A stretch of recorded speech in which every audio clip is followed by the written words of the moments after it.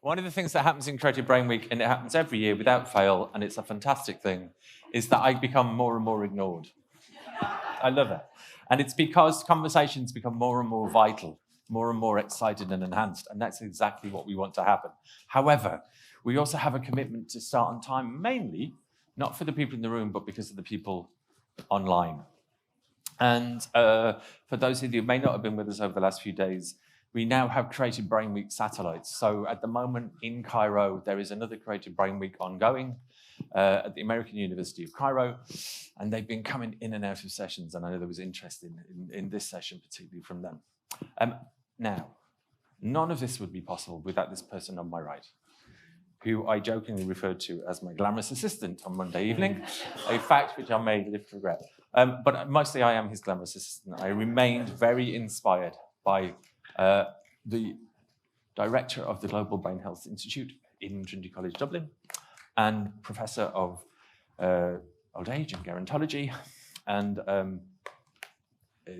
cycler, Olympian tennis player, inspiring human in his own right, Professor Brian Lawlor.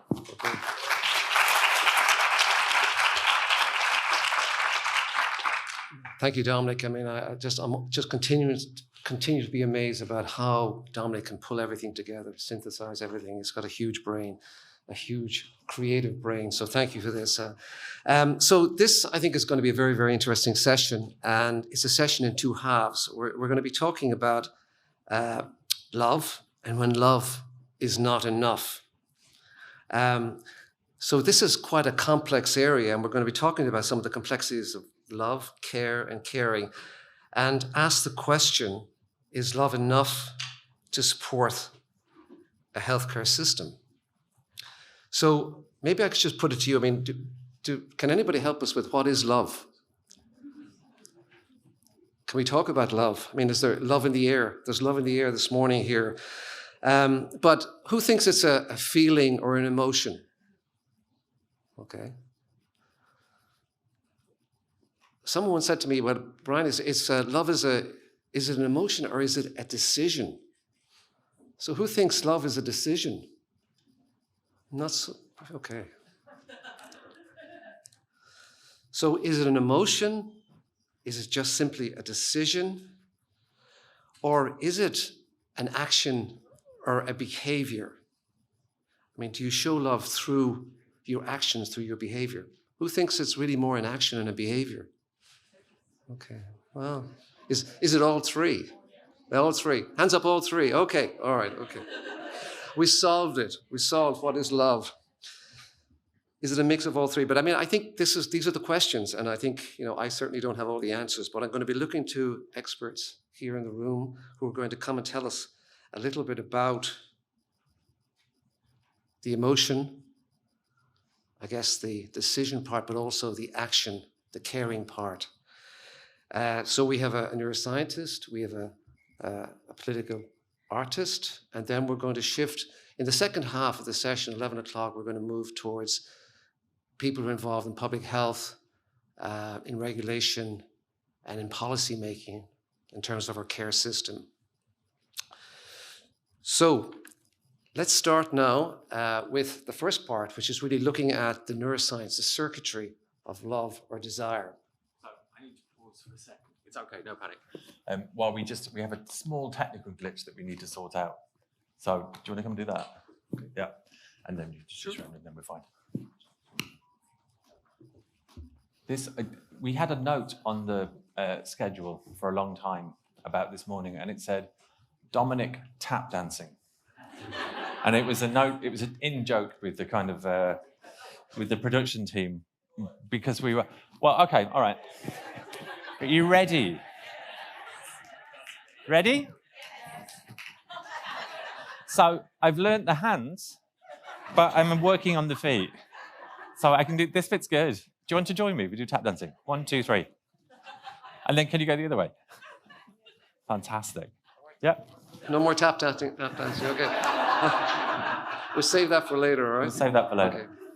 So anyway, first of all, we're going to talk about, I guess, the neuroscience, the neuroanatomy, the neurocircuitry of, I think it's desire, but I'm not sure whether desire is love desire. But also, I think we've got to the right expert in the room here, Redmond O'Connell, who's Professor of Decision Neuroscience here at Trinity College Dublin and at the Trinity College Institute of Neuroscience. So to answer that question about is it an emotion or is it a decision, I don't think we could have a better person to tell us more about it. So without any further ado, Redmond, can you join us? I can't see you. Ah, there you are. Okay. Thanks. Morning, everyone. It's lovely to be with you at this really cool event. And yeah, I've been asked to talk to you a bit about what neuroscience can teach us about love. And I think it's a really interesting question because even as a neuroscientist myself, the answer isn't obvious. Because really much of what you would need or want to know about love, you can get from your lived experience, from literature, from Morag's beautiful poetry. And sure, neuroscience can give you like a map of different brain areas that are involved in the experience of love and the neurochemistry. But are there some deeper insights, that are useful to us all to consider that we can get from research in neuroscience? And I think there are some. And the angle at which I came at this in preparing this talk was from my own personal interest as a researcher and as a teacher here in Trinity College, in understanding the extent to which artificial intelligence is coming close to matching the characteristics of the human mind. And you'll all be aware at this stage of the huge advances that have been achieved in AI in the last couple of years with the emergence of these powerful large language models that enable chatbots like ChatGPT to access this incredible store of knowledge, in the blink of an eye, but also to communicate with us, to converse with us in an incredibly fluid, sophisticated, and realistic human-like way. We're even at the point now where these chatbots can be designed to have specific personalities that the user can select and to act as romantic partners, artificial romantic partners, to profess love for the user and things like that. And we're seeing increasing reports in the media of people who are saying that they've actually formed a romantic attachment to their chatbot. And you'll be familiar with the concept from lots of Hollywood movies on the topic. So this raises the question, is it possible for us to form romantic relationships with artificial intelligence? Can AI love us? Can we love it? Well, we know that, as I've said, there are cases of certain humans anyway who say they've fallen in love with an artificial intelligence. But that doesn't tell us very much because if you've seen the movie Castaway, you'll know that simply drawing a crude face on a volleyball was enough for Tom Hanks's character to form a close bond with Wilson. And that's because as humans, we have this strong innate tendency to anthropomorphize, to see human characteristics in objects or animals or machines. It's just what we're built to do. And in AI circles, there's a term for this called the ELIZA effect, which is a tendency to attribute understanding and agency to machines with even the faintest hint of human-like language or behavior. And the term ELIZA comes from one of the very early chatbots developed in the 1960s, which was called ELIZA, and it was designed to engage in therapy with its users. And the code for it was really, really simple. All it did was identify a key word in the sentence that the user had entered and then reply using that keyword in a limited set of template answers that it could select from. So even though it was so simple, people were bowled over by ELIZA at the time and felt like they were talking to a real agent. So the point of these examples is just to illustrate that we can't really rely just on our intuitions. We won't learn very much about what is going on under the hood with artificial intelligence or whether it loves us just by talking to it and feeling our sort of intuitive reaction. So if we want to know whether an AI can really love us, it is useful then to turn to the neuroscience of love and to actually consider, well, how does love look like in the human brain? And then we can make the comparison to how AI works. And the reality is that actually the human brain is largely purpose-built for love. One of the strongest evolutionary forces that led us to have such large and intelligent brains compared to other species was the benefit that it conferred on us to have relationships with lots of other members of our species, as well as to form pair bonds with romantic partners. If you look at this figure on the right-hand side, each dot here represents a different species. And on the vertical axis, you can see the average size of social group that species interacts with, And on the horizontal axis, you see the average brain size for that species. And you can see that there's this strong positive correlation. Bigger brains are associated with larger social groups. And as humans, we're right up the top of this graph. Because that's actually what really defines us as a species or sets us apart from other species, is our ability to form a large network of relationships, to cooperate with one another, to understand each other, and to help each other, and to learn from one another, crucially, which is what leads to human culture and all the big technological advances that we've achieved as a species. So relationships are key to why the human brain is the way it is. And it makes sense, right, that to have a relationship with another person requires a lot of brain power, right? We need to be able to store information about that person and recall it when we see them, right? We need to be able to predict how they're likely to act, like their personality. We need to be able to take their perspective, to detect emotions that they might be feeling or expressing. We also have to be able to manage our own, how we present ourselves to them, and express ourselves to them. And that requires a lot of brain power. And you can imagine then if you're going to do that with 20, 30, 100 people in your life, that you need quite a sophisticated brain to achieve that. And the same is true of pair bonding, that it takes a lot of brain power to have a romantic partner and to navigate a close relationship like that. And in neuroscience, there's been a lot of functional imaging studies, brain imaging studies that have been done, looking at the areas of the brain that are activated when we're in love. So, for example, in one study, participants were put in a scanner, an MRI scanner, and they're shown lots of different pictures of people that they know, some that they don't know. And then among the pictures would be their romantic partner. And they could then look at which brain areas show larger activation, specifically when the person is viewing their romantic partner. And we won't get into which areas they are specifically right now, but as you can see from these scans here, this is like the average activation across the whole group of participants that they tested. A lot of the brain lights up when we're in love, right? So it needs love is, as we know, a complex emotion, and that's very much reflected in the pattern of brain activity that we see. You see activation of frontal areas that are associated with cognitive processing and reasoning. You see activation of more posterior areas that are associated with perspective taking and distinguishing ourselves from others and thinking about others. We also see widespread activation of different emotion centers in the brain and areas associated with reward and motivation. So large parts of the brain light up. It's a complex emotion and you need a complex brain to experience it. Another big driver of the evolution of the human brain also appears to be our need to care for our offspring. Again, as a species, our offspring have an unusually long period of dependency on their parents to survive. And that, again, requires a lot of brain power on the part of the parents to keep their child alive. And anyone who's had to look after a toddler for more than 5 minutes will know, they keep you on your toes. They're constantly trying to injure themselves.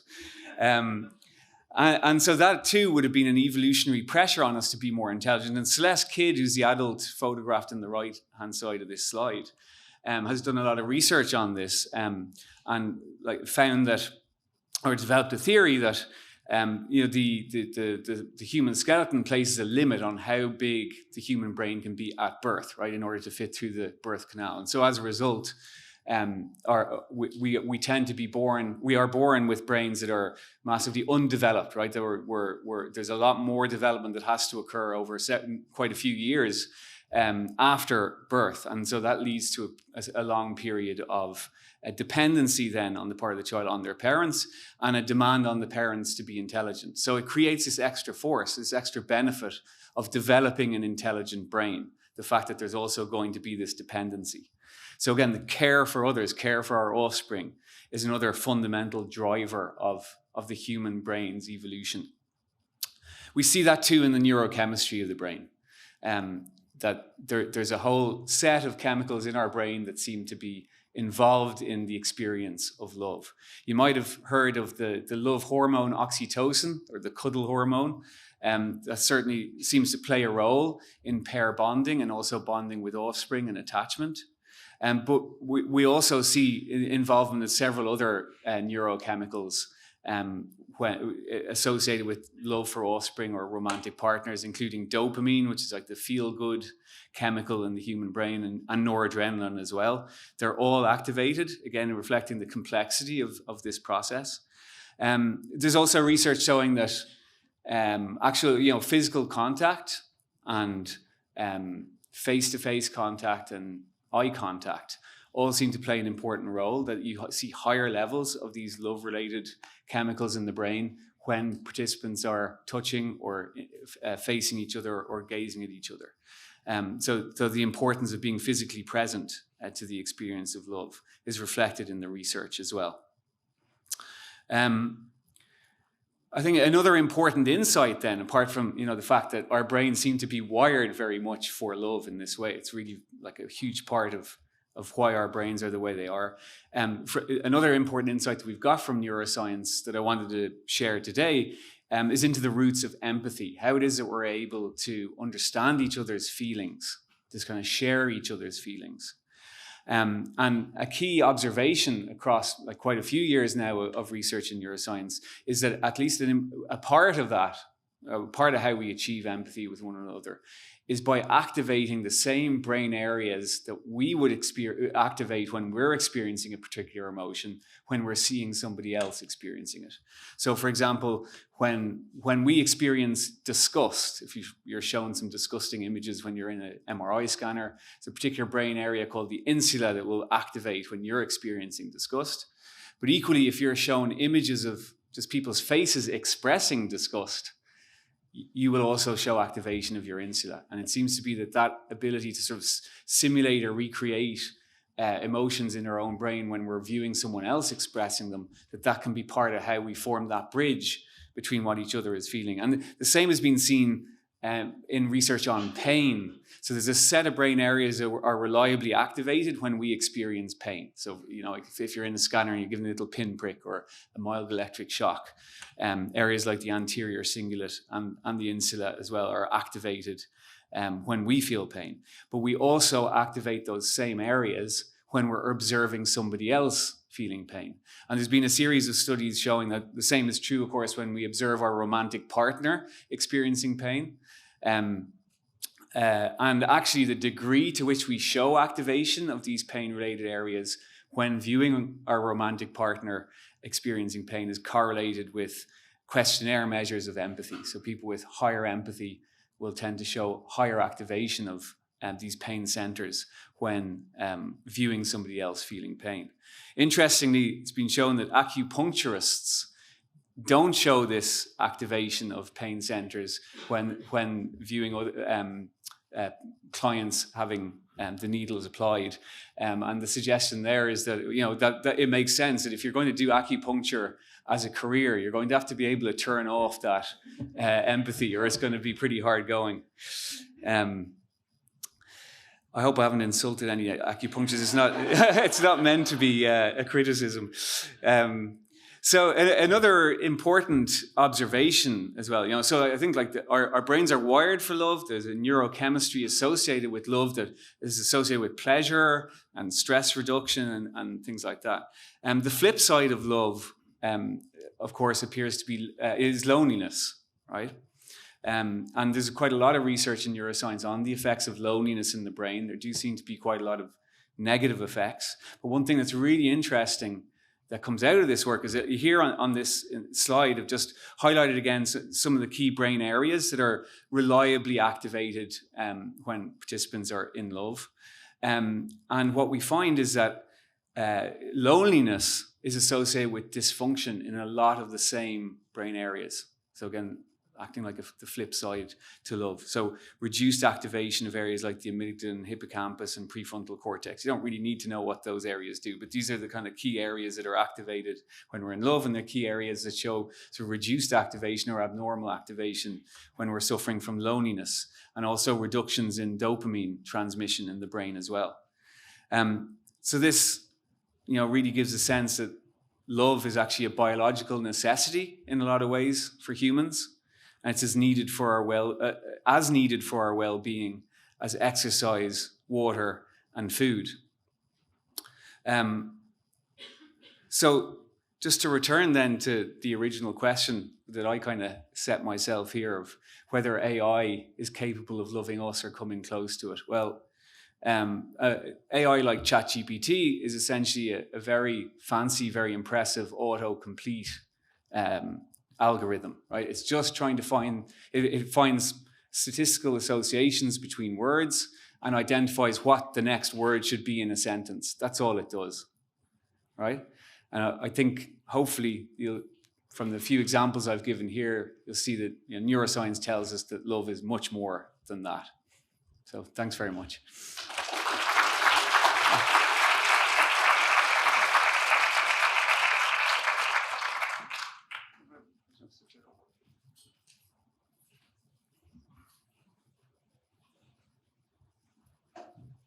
So it's a chance for me to ask you a few questions and then maybe take some questions from the audience. And are you up for that? Sure. Good. Okay. So maybe I'll just start. One question that struck me was, I think you talked about, we're wired for love. It's a strong driver from an emotional point of view. But then, I guess, why is it then that there's so little love, within systems? Let's say within systems of care. I mean, what do you think is happening at an individual level in the brain, or maybe what's happening from a systems point of view that could be dampening down this drive to love and to care? It's a really interesting question. I thought you, like, at the outset, you set the scene well when you were asking that question about whether love is an action or an emotion. And I guess the stuff that I highlighted there suggests it is all of those things, that a big part of love is cooperation and care and helping each other. And that seems to be very much part of what we're wired to do, right? To actually just ensure each other's survival, help each other to live. But then it's also an emotion. And okay, the question then of how that doesn't seem to translate at the systems level is, that's not my area of expertise, but my take on it again is actually going back to a comment that was made in the panel earlier, that I forget the exact word, but there's a sort of unsavory aspect to love, which is, I guess, that we have a tendency to be selective then for the people we love, right? They prioritize their well-being, the well-being of our offspring, of our romantic partners and our friends over all else. And that's where the conflicts can arise then at the system level. So there's a sort of in-group, out-group, so a little bit like empathy. The downside of empathy is that you could have a lot of empathy for the people in your group, but perhaps not so much empathy. So love is the same. Yeah. I was curious about, you showed Stephanie Cacioppo and the work on loneliness and love, and you said that loneliness is the flip side of love, loneliness and connection. And I just wondered about stress and loneliness within individuals or groups or systems, and how that might kind of mitigate against showing love and care. Right. Yeah. So like the work on loneliness suggests that, the absence of love, and it's the perceived absence, the perception of loneliness that seems to be really important, right? So it's not actually so much about how many people a person is interacting with, it's actually the extent to which they feel lonely. And that seems to be associated, with increased stress responses. There's even research showing increased prevalence of Alzheimer's related pathology in the brains of people who are experiencing loneliness. Research suggesting that a large social network is protective against the negative effects of Alzheimer's on your cognitive functioning as well, or Alzheimer's related pathology. But so, sorry, I guess I don't know if I've really answered your question. I think you have, because in my head, one of the things that your talk gave me pause to think about was whether, within systems, if there's a lot of stress or, let's say, professional loneliness, people feeling disconnected, whether that's inhibiting people from caring. And that was my thought just from what you presented there. Yeah. And I think it's a really important question if we're talking about moving more towards like online care or AI related care, that we have to ask whether we're really sort of filling that gap, that addressing those issues of loneliness or lack of connection that people have. There is There is research that suggests that something is lost by not being physically present with other people. So it's an important consideration. Yeah. I think we found, I guess as Creative Brain Week has progressed over the years, there's been more face-to-face last year, and particularly this year, and I think it's a much more powerful collective experience, I think. I really think your talk has set us up very nicely, I think, for some of the discussions that are going to happen later on when we're talking about when love is not enough and some of the deficiencies in the care system.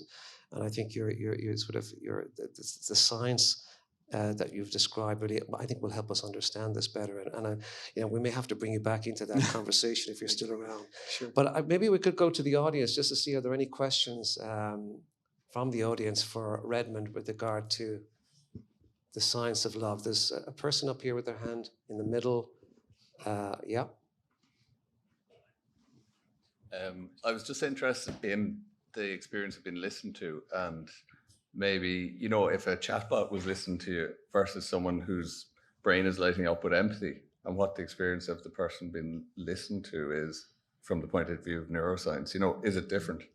Because it's fine me having empathy for someone when I'm listening, but actually what's happening in the other person's brain?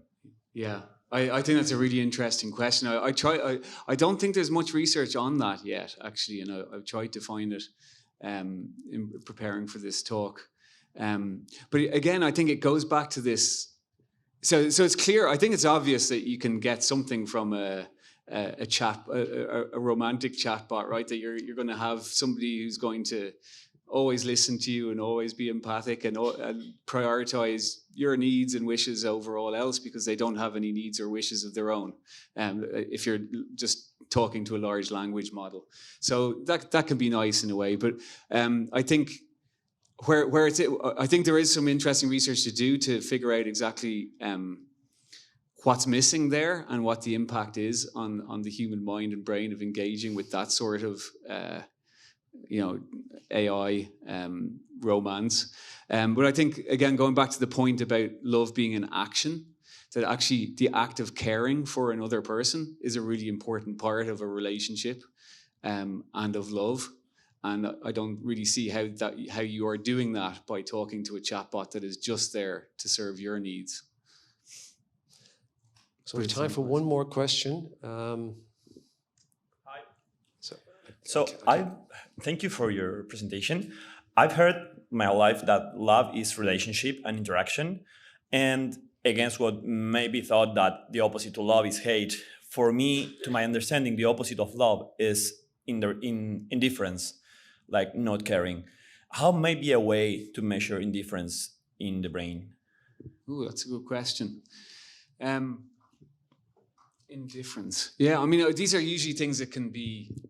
We rely on subjective reports for this kind of research, right? We have to actually ask participants to report on their feelings for other people. And I guess if we can do that for love, we can do that for indifference as well. The challenging thing with something like love and with something like indifference is that it is very subjective, right? And it's a complex term that we don't have a very strong definition for, and that makes researching it quite tricky. And there are different types of love as well, and they're actually researched separately. So there's, for example, parental love, there's romantic love, there's passionate love, there's unconditional love. And all of these have been studied separately, and actually they seem to be associated with some common brain activations, but also distinct ones. So we're not even talking about one thing here. So yeah, it's a very broad term. Okay, well, thank you very much. I think you've now become the Creative Brain Week designated expert on the science of love. And I have to tell my wife that when I go home. But thank you so much for really starting us off on a very strong note. I hope you can stay with us because I think your scientific input could be really, really important as we get into the nitty-gritty discussions. Thank you so much. Okay.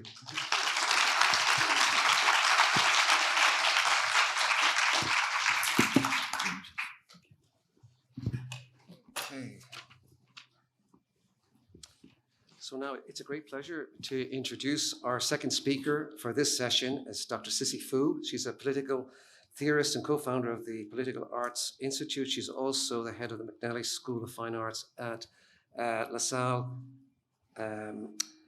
College of Arts in Singapore, and the LaSalle College of Arts in Singapore is twinned, or we have a very strong relationship here with Trinity, with the LaSalle College of Arts. I'm just delighted that you're here. And Cissie is going to give a performance presentation on the urgency of and the conditions needed for what she refers to as institutional love. And I'll let her explain that in a little more detail. So welcome to the podium, Cissie.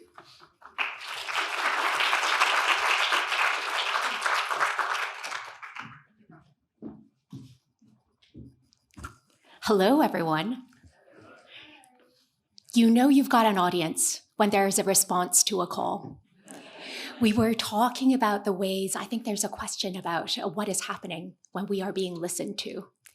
I think what you have given me just now is that feeling. We might not want to aggrandize it to become love. I don't want to presume that anybody loves me. But I think I can hazard a guess that everybody is here because they have a love for learning, maybe a curiosity for the brain, and maybe a commitment to creativity. For that, I hope that my remarks here would be useful in some way, maybe in a way that art perhaps tends to immerse itself into the atmosphere and not land in anything purposive. So if you're looking for answers, you're probably not going to hear any from me today. But what I'd like to start with is actually a bit of a response to your questions to Redmond, Redmond's questions to himself, and also to his field. I come from the realm of political philosophy. If you want a definition of love, I would be able to give you multiple ones that's supported by hundreds of years of study. Greek words, Latin words most of the time, but of course from all the traditions that came before and all of the ones that we're building together.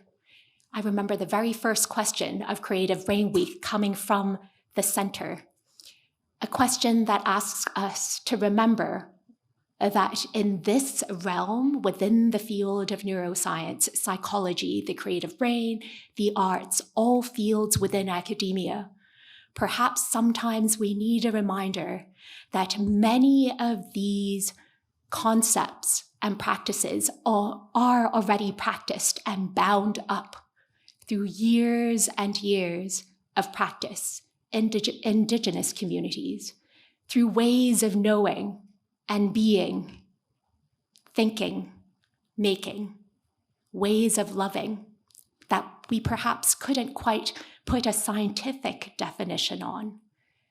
But as Redmond reminded us, these are feelings that perhaps comes through subjective report that then becomes reported back into scientific literature.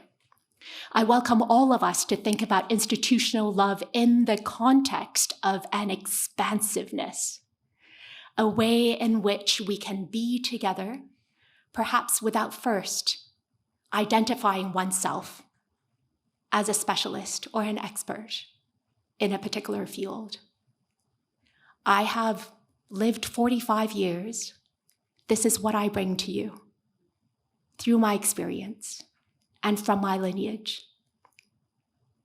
So when love isn't enough, or we find that it is not enough, we might question the perception of what it is that we're hoping to achieve through love. Does love have to be purposive? Are there more complicated ways in which our experience of love could congeal in an institutional creativity, such that on the systems level, where we don't tend to attribute agency, and sometimes that's a way to sidestep accountability, for decisions made that perhaps all of us could actually actively contribute to, whether directly or indirectly.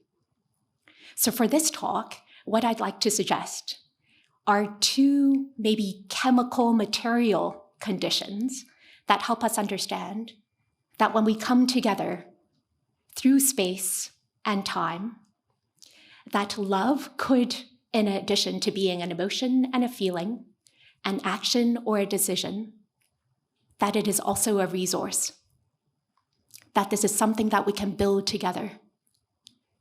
Through pain, through happiness, through discussion, through our willingness to be together as we do today.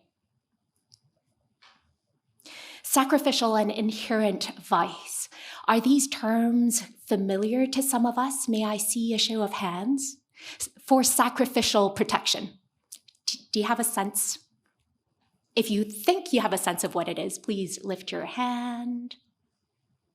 Fantastic. And how about inherent vice? Who owns it? Who has inherent vice? I do. And so insurance companies wouldn't take a risk on me, and that's all right too. So a set of questions to condition the space that we're in. We are in an institution. A festival, I'd like to call it a festival, that is Creative Brain Week, within Trinity College Dublin, within the systems of institutions of higher learning. Also within a city that is Dublin, which is part of a country that is part of the world.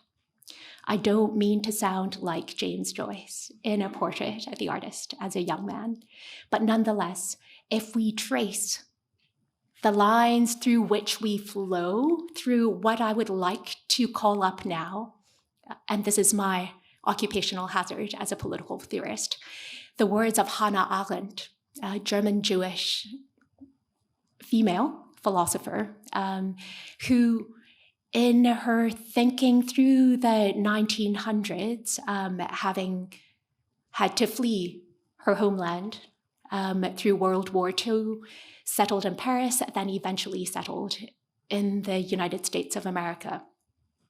She calls, when it comes to love, which is something that she studied at length in her habilitation thesis, so her second PhD thesis in Germany when she was studying. It's published as a book. Anybody who would like to study it, please go ahead. In Love and St. Augustine, Arendt writes, there is eros, right, that passionate, romantic sort of love that lends itself to kubititas, Cupid, right, at that supported sort of reflected love in a lover, to caritas, sometimes translated as charity, but really care, and perhaps widening the pool of people to whom we have a relational love for. So through eros kupititas caritas to agape, which is friendship, perhaps a kind of tense sort of love where love exists across differences. What we might have for a friend who is giving us constructive advice and perhaps warning us of dangers that we would otherwise head towards. Arendt invites us to think about amor mundi, love of world, something that is much bigger than oneself, something that wouldn't manifest in perhaps any kind of reciprocity, other than through two motions.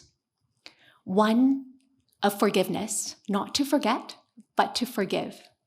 And the forgiveness is to free oneself from one's constraints, to continue to love and engage in possibly a world that seems indifferent to one's suffering. The second motion or practice is to promise. Knowing that we don't know what we are going to get back, knowing that the world is complex, that it's full of uncertainty, that the task of academia is to find knowledge, but knowing that knowledge is always couched and made relevant and exciting because there is so much that we don't know, can't know, and won't know. So between forgiveness and promise, I'm asking us to think a moment about what institutions can do as the spatial, relational holding that allows us to come together, to discover what kind of love could happen, no matter how indifferent we feel that space, or that kind of interstitial, sometimes bureaucratic, and sometimes very impersonal thing that holds us physically, what that can do. So first, how do we acknowledge that which holds us? Then how do we articulate how we are held? I hope I've given you a few ideas of how to articulate that. Is it the chair on which we sit? Is it the amount of space we feel we could use to prop up ourselves, our bags, and such? Would it be the spots of light that still allows us to orient ourselves in an otherwise dark theater? And finally, how do we anticipate how we need to be held? For those of us who want to feel this for ourselves and our body, I highly recommend Trudy Meehan's workshop upstairs in Studio 1 over Living Labs. I think that sort of reflection that allows us to express ourselves through color, through gestures, sometimes in words, actually frees up the ways in which we can articulate, anticipate, and acknowledge. What are those things that are known to us, that are not meant to be known by others in as much clarity, but we still promise to continue to give and express?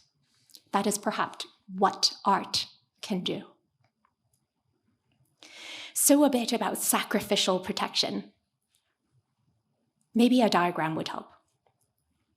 So here we've got zinc and copper.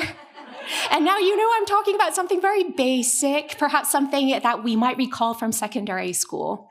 And of course, those of us who are chemical engineers in the room, please stand up and take over from me here. So very, very basic nutshell, sacrificial protection is a chemical process through which a highly reactive, sometimes considered more precious metal is being protected by a less or a more highly reactive metal that is usually cheaper in terms of economic value. It wraps around that metal that is meant to be protected, such that in highly reactive circumstances, the highly reactive metal that encloses or envelops the metal that one wishes to preserve actually erodes away. Sacrifice. Yeah? But protection. Those of us who are parents in the room perhaps already understand this every day, and you might not want to consider yourself a highly reactive metal, nor that somehow you are eroding as you love and protect the people for whom you care.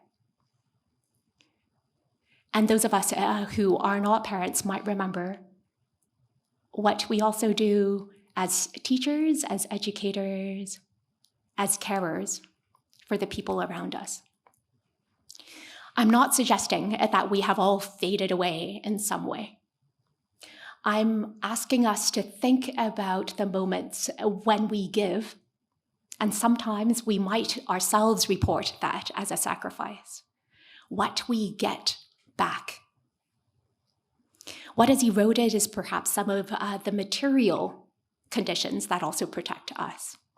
So if I rescue somebody who is crossing the street and put my body as a barrier between the car and the other person or the cat, or myself, the tarmac, and the surface of fur, that is a dog, something wears away. Maybe my clothing, maybe my skin, maybe some part of my flesh. Should I bleed? Maybe some of my bodily fluids as well, right? What is that about?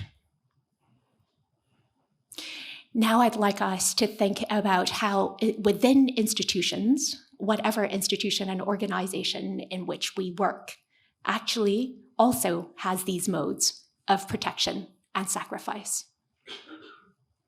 I'm thinking specifically about an email I need to write to apologize on behalf of a senior member of staff at my own institution. Words are just words. Emails to somebody to whom I have an indifferent relationship perhaps matters very little to me. Oh, but what about my reputation and my credibility as head of school, let alone a relatively new one in a relatively new city and institution? What have I done to myself? And then I think about what I was doing for my school, which is within a larger college, which is within a larger university. And how I could cognize that is the ways in which the relational becomes healed. Without an apology that is sincere, there can be no forgiveness. And without that forgiveness, we don't move and cannot move to perhaps better futures. One perhaps others would sacrifice for me, albeit via email, right? So what we also see as a flip side of sacrificial protection is that the erosion and the transformation can create something beautiful. The green that we see from a zinc-copper interaction with seawater is what you find there. Albeit, quite artistic a photograph. If we take the entire ship and the bottom of it, you'll also see all sorts of things that perhaps are less of a beautiful, saturated aquamarine. Here I'd like to speak a little bit about an alumni-led exhibition in an outdoor space that occurred towards the end of 2023. This is in Singapore. At that point, I've been in Singapore for less than a year, and I was extremely galvanized, there is a word, by this particular exhibition, not only because there are 3 alumni from fine arts in our Masters in Fine Arts, but also a Masters in Arts and Cultural Leadership alum writing and curating the entire show. This is very close to the Salle College of the Arts campus, which is in city center. So in a very, very busy space, an empty parking lot has been taken up by an independent gallery. Young emerging artists and curators were invited. And the show that came to be had a little lab. That's the education lab. What we see that is the white bauble in the middle is actually an attempt by one of the artists to look at the glass that comes and remains and that gets discarded after solar panels have exhausted their use. And in fact, it's a highly toxic process to melt down that particular glass because of the chemicals within it that allows it to operate as part of a solar panel. But just because the process is toxic, just because the object produced perhaps has very little usage, it doesn't cease to have a point that can be made. In this case, for educational purposes, in a broken down parking lot, and also through which plants and ideas continue to grow. So desideratum, if we will, something to consider. What if materials, including structural conditions and practices as materials, for sustained ecological interactions and sustainable institutional interdependence actually requires erosion and corrosion for sustenance? Is there a way in which we can think about erosion and corrosion not as something that is only harmful, but is necessary for balancing an ecosystem? What if erosion and corrosion are reciprocal processes to allow for life and love? And what if what is transformational, that is something that is creative, could also be sacrificial maybe we tend to think of sacrifice as a transaction, right? I give up my freedom for something else, or I give up my life for somebody else. We see sacrifice usually in quite a binary way. There's a loss and there's a gain and there is no reciprocity. But what if we understand sacrifice as something that is more transformational? A kind of sacrifice that could be creative and protective in this particular case. And finally, because I'm a political theorist, what if the withering away of the state or otherwise in social contract theory is also a making way for communist democracy, for ways of being that allows us more freedom in the way that we chart our time in a day for each other through life. We tend to think, especially in educational institutions, that the more we multiply, the better. We see it in H indexes when it comes to publications, peer-reviewed, journal, scientific, credible research. We look at citations and the number of citations as a marker for how successful that argument is. With the dawn of large language models and the type of technology that accrues and helps us analyze big data, we realize that, in fact, there is huge pressure, especially in STEM communities, to actually take away bits and pieces of the tangents and perhaps those particular evidence pieces that do not corroborate and adhere neatly into a tight argument. And the more we discard and marginalize those, the tighter our argument, the more we're cited. But the more we're cited, the more interest the argument attracts, such that there's more scrutiny. And with the scrutiny, the margins and the tangents are revealed. I don't know that I would agree with some of my colleagues to call this somehow academic dishonesty, or some kind of way to build mistrust in information or academia. I would say that perhaps this is an inherent vice in academia, not because of the academics and their love for knowledge, not at all, but because the institution and maybe the ways in which economic pressures for knowledge generation actually put that pressure on educational institutions, and the people within it, within the pressure cooker, would have no sense that there can be other ways out. So I'm pointing to sacrificial protection and moving on to inherent vice to get us to really think deeply about what love can be for individuals, collectively, and also in institutions. I'd like to posit that love as a resource must start with freedom. So inherent vice.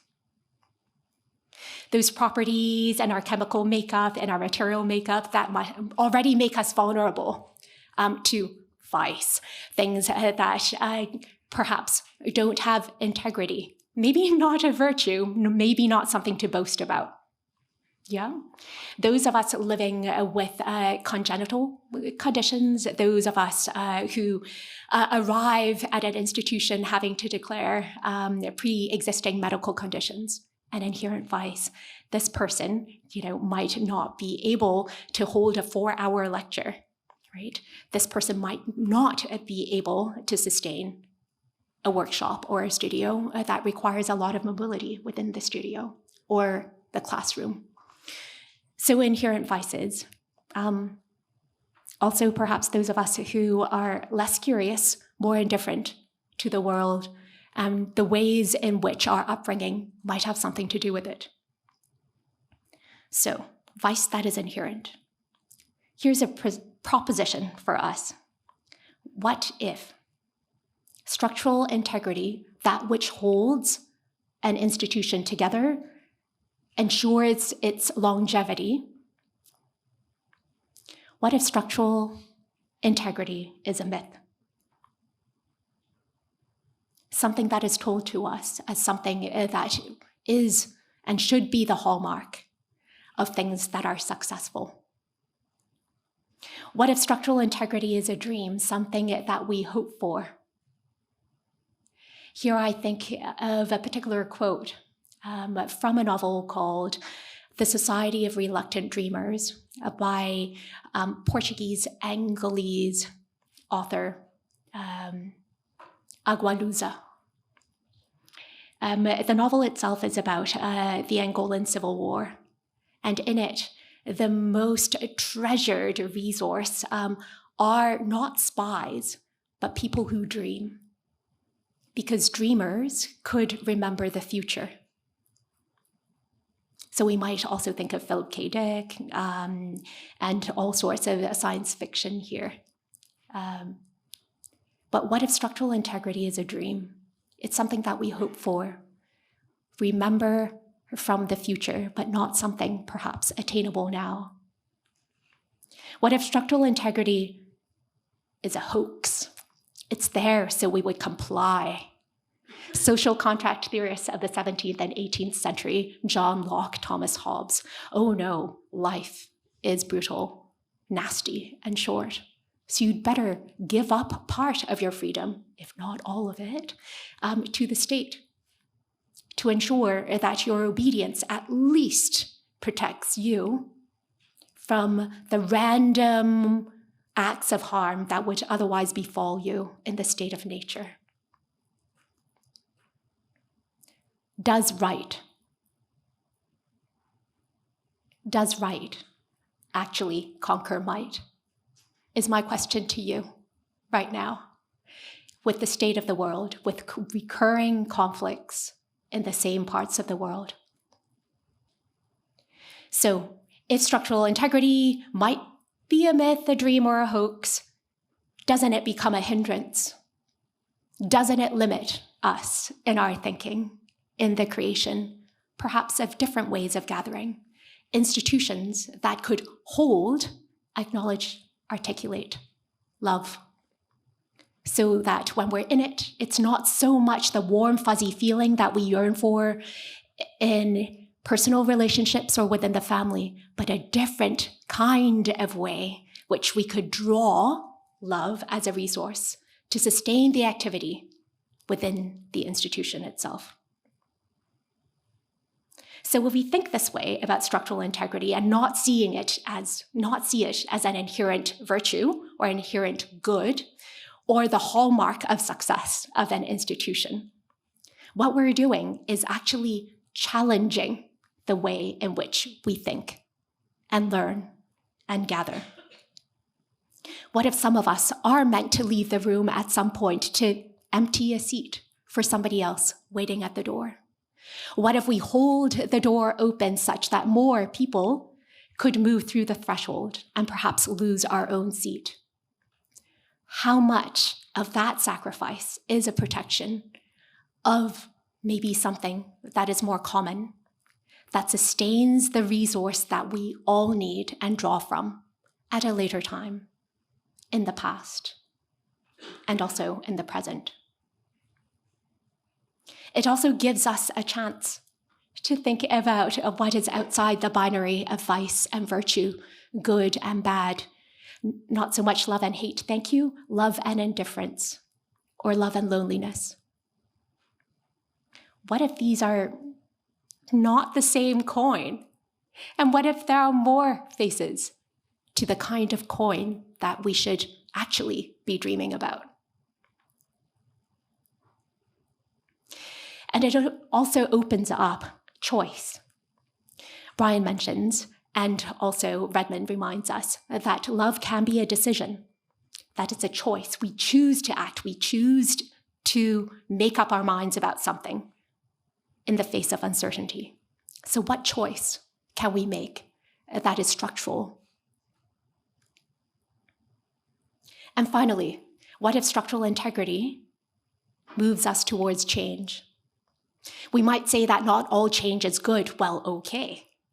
But if the change is not there and we haven't experienced it, how do we know that it can't be good? This idea of moving as a way of thinking, moving as a way of making, moving as a way of being together. Perhaps that is what artistic creativity could get us to think through. A kind of activity that is not meant to be apparently and directly, immediately purposive, that we draw meaning from it, that art is not something that contributes to a purpose as though it is an instrument. For the sake of scientific communication or science communication, let's make our visuals more palatable. Can we make this ugly building that is otherwise concrete something more welcoming by putting paint on it? Think of that coat of paint, perhaps, as a sacrifice. But I wonder what it protects. If the building itself and what it holds inside is not already seen as valuable. Very quickly, another example from art. And this is an exhibition that I had the privilege to witness the opening of at UPenn in Philadelphia from their Institute of Contemporary Art. So a teaching gallery, if you will. This is a show called Movables that took place at the cusp of 2023 and 2024. Movables, once again, with inherent risk and contracts and insurance. Movables within a lease are those things that are objects that could be dispensed with within a particular habitat. Right. So what are the structural features, the pipes, the plugs, and such, and what are the movables? Maybe the bed, maybe a little bit of a bathtub, okay? And those are also things that usually aren't seen as important in terms of keeping clean, clear, and usually enjoy some wear and tear within a rented space. This is an exhibition that really invites, through 5 different artists and their works, the ways in which we can rethink structures and what structures can do. To your left is a piece by Jess Fawn. He himself actually uses his own DNA fluid's skin, infuses it into the resin and the types of materials that he uses in order to build up the protective layers and structures of a particular sculpture, if you will. We might identify this particular structure as some kind of a hanging rack. From then on, he also makes a glass and mends parts of the structure that otherwise would render it dysfunctional. Glass being something that is fragile on something that is meant to be utilitarian, infused with perhaps the materials of a human being in an otherwise thing that could be dispensed with quite readily when it outlives its function, immovable. To your right, we have a piece by Oren Pignari, and he then looks at, in this case, everyday useful materials such as umbrellas. When it loses a part of its material, such as the canvas, what happens to the umbrella itself, and how could it be repurposed in order for us to think of our lived environment alongside that of natural corrosion? So here we see these skeletal umbrella frames being repurposed in order to make perhaps a little bit of an empty canopy within a lived environment in an enclosed space. And if we look into this particular image with detail, we will see that part of the umbrella structure also allows for glasses to be held, the kind of glass that holds water, and then a toothbrush or two.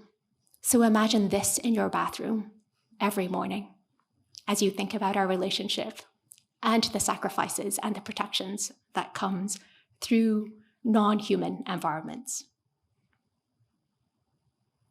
So finally, I invite us to think about love as freedom, and what is freedom without constraints?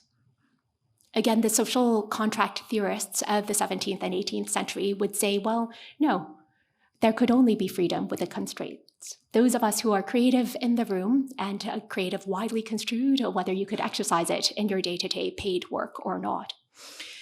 Sometimes it's helpful to have prompts, parameters, 2 sides of an A4, 10,000 words, 3 types of clay.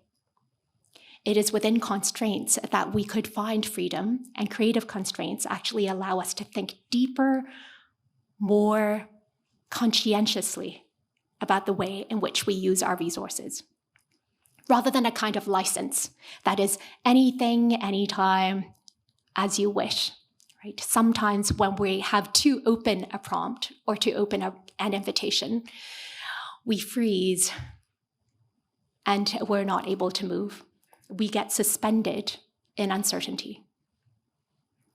So with the freedom that comes with constraints, how might we find structural freedom of the kind that we could use to perhaps unsettle our institutions a bit, shake it up? How do we find structural freedom in material constraints of the kind that I proposed, one of sacrificial protection, the other of inherent vice? And I leave you with a quote by Nobel Prize for Literature laureate in 2022, recently passed, Louise Glück. She's a poet, but she also writes essays. And in one of her rare volumes of essays, Proofs and Theories, she writes, "It seems to me that what is wanted in art is to harness the power of the unfinished. An earthly experience is partial, not simply because it is subjective, but because that which we do not know of the universe, of mortality, is so much more vast than that which we do know. What is unfinished or has been destroyed participates in these mysteries. The problem is to make a whole that does not forfeit that power." Thank you very much.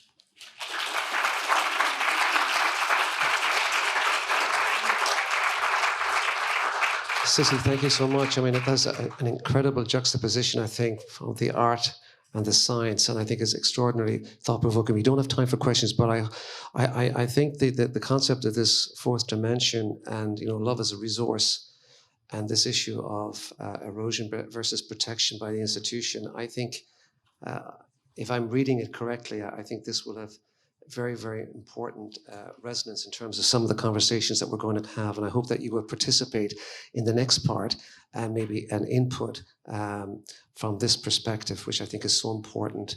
And as I said, so thought-provoking. So thank you very much. Thank you.